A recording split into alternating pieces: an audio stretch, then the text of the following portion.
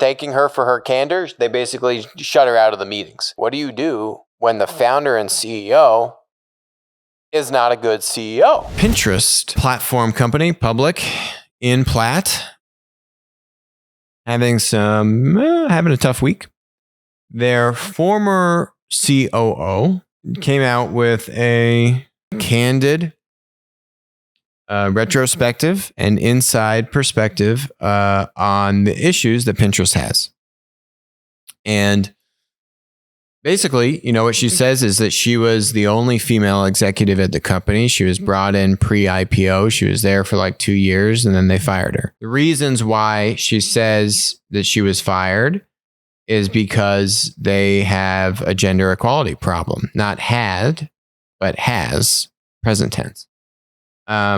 She was fired, I think, this past spring, and now is coming out with this now. I guess took some time to, let the dust settle, I guess. She says she did not sign an NDA. So, big mistake on their part for not giving her a settlement package that she couldn't refuse, which came with an NDA. But, what is the story of Pinterest? I mean, when you look at Pinterest board, you've got Bessemer on the board. You've got big time names at big time VC firms on the board. This is a scathing kind of insider perspective from COO. She was like number 2 at the time at the company, underneath Ben, the CEO and founder. My takeaway from reading this was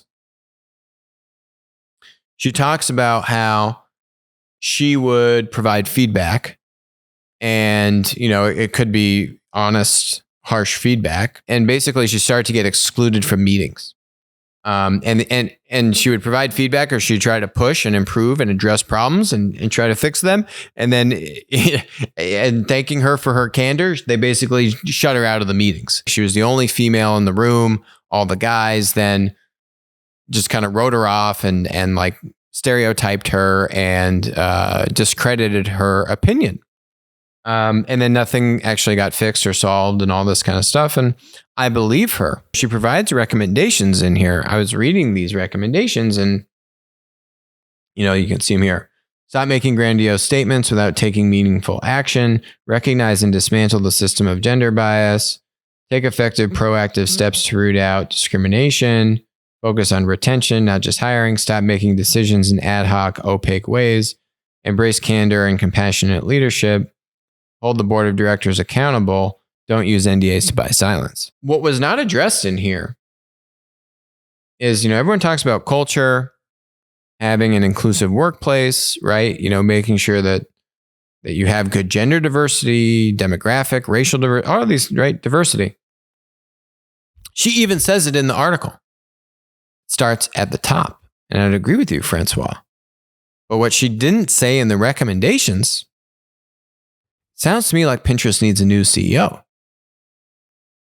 If it starts at the top, and she made a comment in here about, she was talking in this blog post about how the board were just kind of like yes men and women. They didn't challenge the action plans that the executive team was putting in front of them. They kind of just nodded.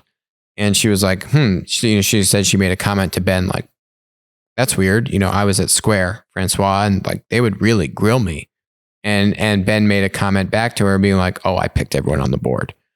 And so the interesting thing, even though Square actually similarly has that very powerful like founder, CEO in Jack Dorsey. Similarly, Ben is that founder CEO. He's got like 20 votes for his for the Class B shares versus everyone else's shares. He has like super voting power. To me, the real challenge that Francois had here at Pinterest was, what do you do when the founder and CEO is not a good CEO? Well, outside of getting fired, I don't really know. And I think she was in a very difficult position. But, from reading this, right, she's saying, hey, I would deliver feedback and try to fix problems. And I was actually taken out of meetings. Anyone who was taking her out of the meetings, the CEO was taking her out of the meetings. He's also the head of product. And she said that he took her out of the product meetings. So like everything in this article, if you go read this article, read through the article. And as you read through the article, think to yourself, is Ben the ultimate problem at this company, right?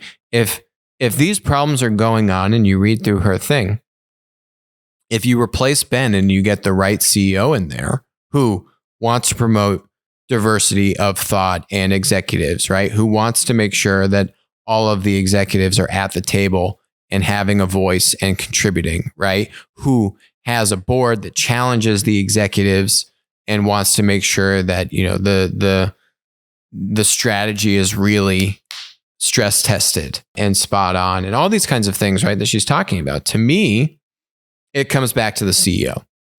And many of these things, right? Whether it's getting the right culture, if you're in a traditional business and you want to do, what Applico does, which is help traditional businesses buy, invest, partner with other platform startups and like go create these awesome platform new business models and business units. The CEO has to drive it, right? We won't work with an enterprise unless the CEO is driving it.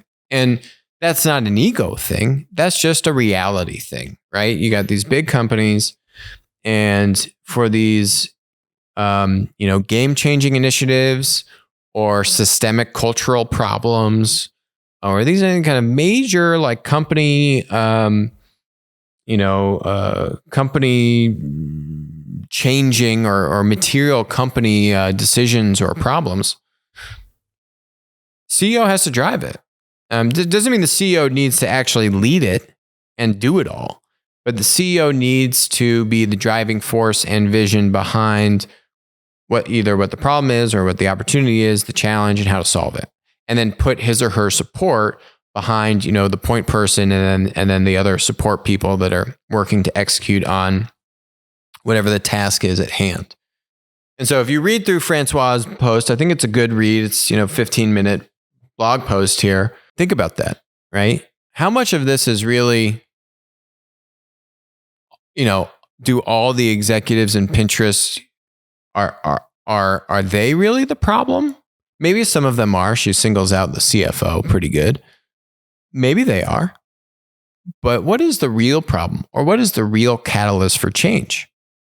And it sounds like, now there's two sides to every story, but it sounds like the CEO and founder of Pinterest is the problem and should be replaced. Because if you take it at face value, what she's saying, these are real problems, right? You want to have a culture of diversity, of making sure all the best people are contributing, pushing each other, challenging each other. It's the only way you can actually build a great business. I'll preface it that there's two sides to every story, but it was interesting to me. Like, none of these recommendations here pin the blame back on Ben. That was the weird thing to me. It just felt so obvious to me that all these are real big issues she's talking about. CEO didn't fix them. He actually fired you. So kind of sounds like he's the problem, right?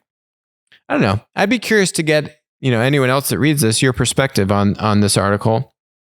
If you would agree or you see it similarly, or when you read this, you're like, yeah, if this company ever has any shot at changing, you need a different CEO. I mean, there are a spectrum to these, founder CEOs that are able to grow with the company and manage a business with over 10,000 people in it, something like that. We saw one end of the extreme of that with Uber and Travis. Crazy cultural problems, but it is a very difficult thing, right? To be there in the early to mid stages, and then now you have this big company, and you've had certain executives that you've been in the trenches with for years, and it's difficult stuff to do. Doesn't mean, hey, maybe Ben doesn't need to exit the business entirely. That's not what I'm saying. I'm not saying the guy is trying to do something, egregiously or is like grossly negligent or deliberately trying to hurt the business that all of his net worth is tied up in, right? What I'm saying is, as a CEO, doesn't sound like he's a good CEO from this post. Could he be like a really good head of product? Probably wouldn't want to do that, ego, or could he be like a good chairman? Or if you look at what the Google founders did, Larry and Sergey, right? Like, they kind of just worked on like cool stealth projects, right? But they let Eric Schmidt and now Sundar, run the business as that professional CEO. Interesting things to think about. But again, you want to know who really needs to make that decision, unless you want to have an all-out war and have the board kick you out, like we saw with Uber. It's tough.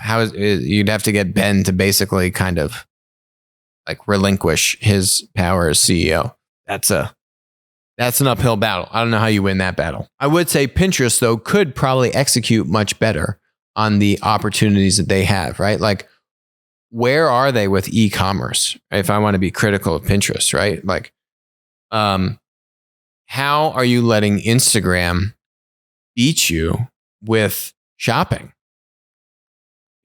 How is that happening, right? Instagram, shopping, commerce, huge thing for Facebook now, huge priority. Where is Pinterest in that? Why haven't they done this? Like, why aren't they leading the charge? Why aren't you hearing about Pinterest leading the charge with commerce and onboarding third-party sellers and merchants? And no, you don't hear any of that. So I think there is, if you do take a step back and you look at Pinterest just strategically, where the business is and where me as an outsider would like to see it, I would say that you do see what Francois is talking about with these issues with culture that do then plague your ability to execute and capture these new opportunities like commerce, which I'm not too impressed with where they are on that. Hi, this is Alex from Winner Take All. Thanks for joining us. Hope you enjoyed the content. Feel free to leave a comment, ask us questions, and definitely make sure to join us on our next live stream.